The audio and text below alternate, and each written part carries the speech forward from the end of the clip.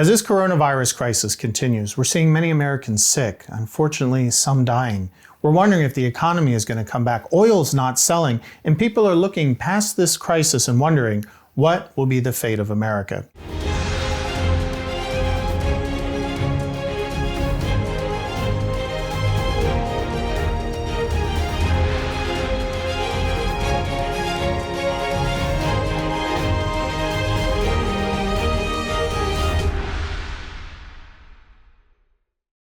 The greatest ruler of Israel, King David, warned his citizens that when they rebelled against the words of God and despised the counsel of the Most High, he brought down their hearts and there was none to help.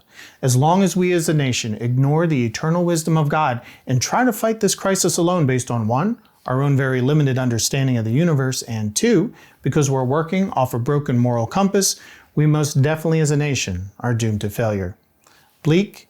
Yes. But we're not hopeless. If only we as a nation repent and turn back to God. For he promises, if my people who are called by my name will humble themselves and pray and seek my face and turn from their wicked ways, then I will hear from heaven, I will forgive their sins and heal their land. Does the Bible contain any prophecies concerning the United States that will help us discern America's fate? Let's look at 4 biblical references where it is believed the United States can be found in end-time Bible prophecy. Ready? Number 1, a nation tall and smooth of skin, found in Isaiah 18. Verse 7 prophesies how a present will be brought to the Lord of hosts from a people tall and smooth of skin, and from a people terrible from their beginning onward, a nation powerful and trending down whose land the rivers divide. Well, when it comes to describing the United States, the reference to a powerful nation divided by great rivers, such as the Mississippi River, fits the bill. But the smooth skin part? Context is vital to interpretation, and verses 1 and 2 address the country of Ethiopia, which in Isaiah's time included the Sudan, so therefore the dividing river is the Nile River. These people are Ethiopians or Sudanese and clearly not Americans.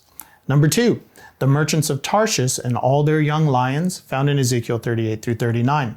In this future prophecy, the people of Tarshish sit back and do nothing but watch Russia and the Islamic nations of the Middle East attempt to invade Israel. In Ezekiel's time, roughly 600 BC, Tarshish was considered the nation at the western end of the earth, so it's assumed her young lions must be the New World colonies of the West. But was Tarshish Britain or Spain?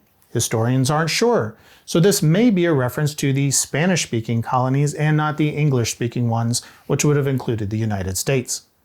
Number 3, a great eagle, as found in Revelation 12. Revelation 12 tells a story of a dragon who is cast down to the earth, and he persecutes the woman who gave birth to the male child. But the woman was given 2 wings of a great eagle that she might fly into the wilderness to her place where she's protected. Some have interpreted this passage to mean that in the future, the dragon, Satan, will persecute the woman, Israel, who gave birth to the male child, Jesus, and a great eagle, the symbol of America, will rescue the Jews from the Antichrist with something like a massive airlift. Well, everything up to the eagle is interpreted correctly, but God in Deuteronomy 32 describes Israel's deliverance from Egyptian slavery as how I bore you on eagle's wings and brought you to myself. The eagle's wings, God explains, is himself and not the United States. Number 4, Babylon the Great, found in Revelation 18. This passage foretells of a coming one-world ruler who will reign from Babylon. The ruler's empire is described as having made the nations drunk on her fornications and the merchants of the earth rich through her luxuries. God then destroys this evil empire in 1 hour. Some conclude then that since the United States is powerful, wealthy, and the moral polluters of the world, that Babylon must be the United States or at least New York City or Hollywood. The context, though, is a new global government where all the nations of the world are members. America, if it still exists during the future time, would only be a member state, never having reached the status of a global empire. So where then can the United States be found in Bible prophecy? Not in any of those 4 passages. But God does say, the indignation of the Lord is against all nations, and his fury against all their armies, and that he will utterly destroy the nations of the world when Jesus returns to set up his kingdom. So, in these general prophecies which address all the nations of the world, the United States, like the rest, can be found. But remember, Christians, the Apostle Paul reminds us that our true citizenship is not of this world, but in heaven.